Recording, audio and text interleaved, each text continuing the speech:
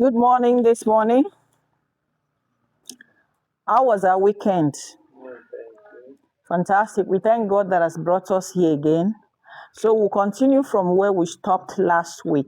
Now, last week we looked at my ways. That's God's ways, if you want to put it that way, or His ways. Okay. And let me remind us again that our theme was taken from the book of Isaiah, chapter 55, verse 8. Let me read again and remind us. For my thoughts are not your thoughts, neither are your ways my ways, said the Lord. Now, this is God talking. This is not like God sending Moses to tell us or sending a prophet to inform us. This is God telling us that His thought and ours is not the same. His ways and our ways are not the same. All right. So last week I gave illustration of God's strength in weakness. I used David and Saul as a case study. And so this morning, let's look at God's unexpected ways of saving lives. Now, this whole message is about you understanding that the way we do things is different from the way God is doing things. For instance, in the scripture, you see where an axe fell into water, and what could bring it out? A stick.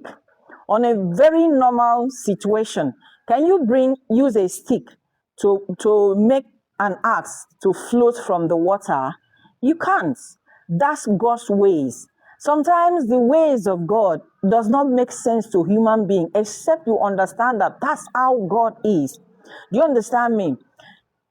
When you plant a seed, okay, then God's process is that seed has to die first before germinating. Does it make sense to a normal person, somebody that wants to reason things out? That's the way God worked. All right. And then when God was bringing out the children of Israel, okay, I'm still trying to give you ways that God does His things that is different from the way we do things.